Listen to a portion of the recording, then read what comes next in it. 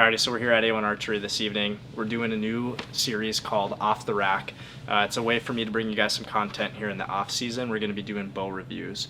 That being said, we're going to do bow reviews kind of across the board on some brand new 2025 line of bows, along with some used bows and some older bows.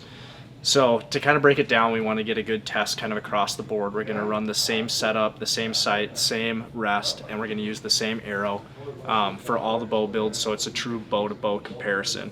The arrow that I'm using is a 442 grain hunting arrow. I want this to be as realistic to somebody's hunting setup as possible. I'm a true believer in having kind of that mid-weight arrow. So I think speed is a very important factor in not going too heavy, especially for any of the western big game hunters out there. So 442 grain arrow, we're going to run a spot hog sight. It's a adjustable single pin, and then we're going to run the Hamskea drop away rest for all the bow reviews. So the first bow on the line is going to be the Lift X. We're going to get this put together here, throw the sight, rest on, get everything tuned up. We'll kind of dig in a little more on the features of this bow and kind of my initial thoughts through setup, and then we're going to go through and we're going to shoot kind of a test round out at distance. So give you guys kind of the whole run through on it, but let's go get this in the press.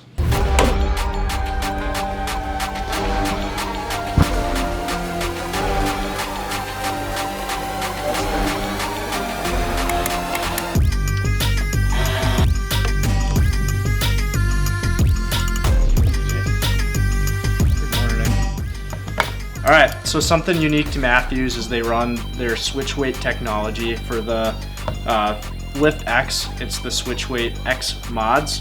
It's as simple as taking out these 4 bolts, putting in the new mods, and then those are going to come in your 1/2-inch increments to your draw length. My draw length is 30 inches. That's what we're going to test all these bows at, and we're going to test them at 70 pounds as well. So that way it's standard across the board.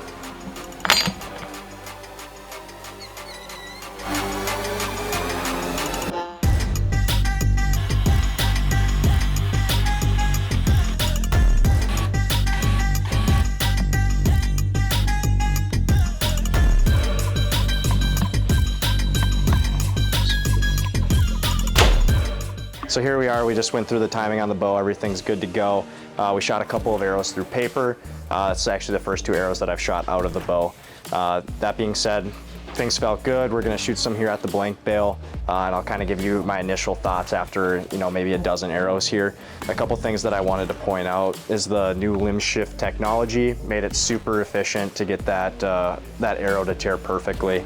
Only took 2 shots. Mathews is generally pretty good coming out of the box, shooting a bullet hole. The other thing that I wanted to point out too is their new grip system. They have the Engage grip here that comes standard on all the bows. A big complaint with Mathews previously was their different grips. So they have the Engage grip, the tapered grip, or the contour grip.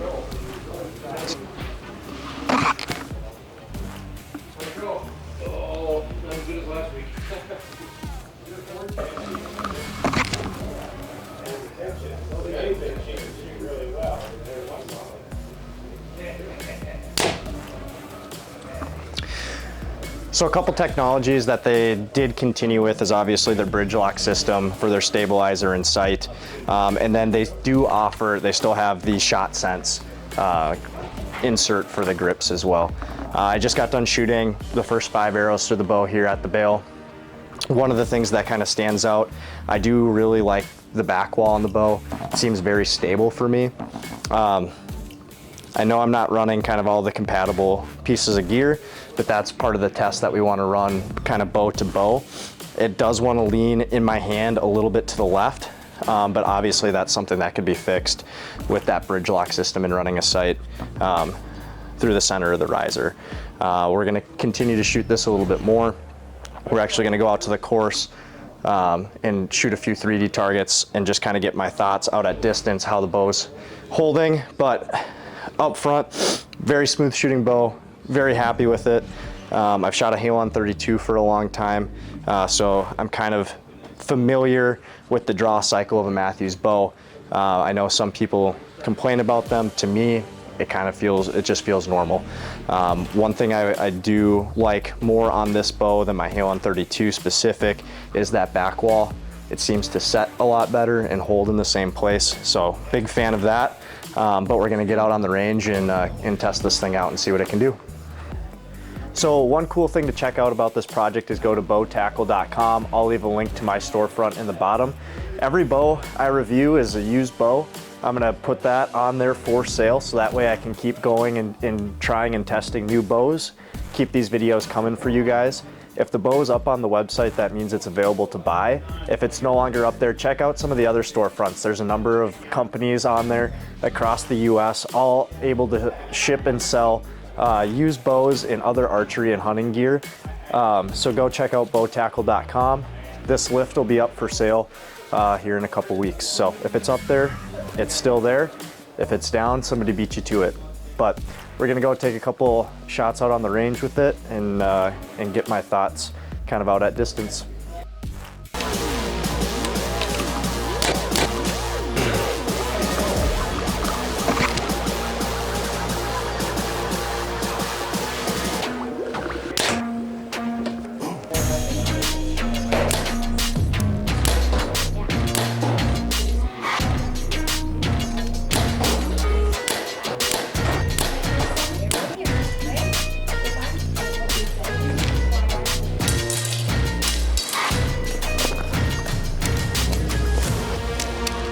All right, so closing out this video, I wanted to do it in this separate room here. It's a little noisy out on the range. You saw me shoot some shots between 20 and 30 yards, and it seems like an absolute tack driver. Extremely dead in the hand. I come from, like I had mentioned, shooting a Halon 32, so it's quite a bit different. I spent some time shooting a Phase 4. That was the flagship bow 2 years ago. Even compared to that, seems even a little more dead in the hand. Very, very quiet. I mean, I had Keegan standing out here and I was shooting just in this little hallway a couple nights ago, and he couldn't even hear the bow go off. He would just hear the arrow hit the target. So one thing to point out, again, it's because I'm not running that bridge lock technology. The bow wants the tilt just to the right. That's the heavy side of the sight. Obviously, it's not set up for that balance. That would kind of be my only gripe with how I have it set up currently. The bridge lock, stabilizer, sight system, all of that is something that obviously you'd look into if you were to buy and own this bow. But keeping everything standard across the board, great shooting bow. I love what they did with the grip this year. The texture on the back really lets me seat my hand in the same place for every shot. So that's my my last kind of closing thoughts to this video. Like I had mentioned earlier, if you're interested in buying this bow, it'll be on bowtackle.com. Other than that, like, subscribe, and we'll see you on the next one.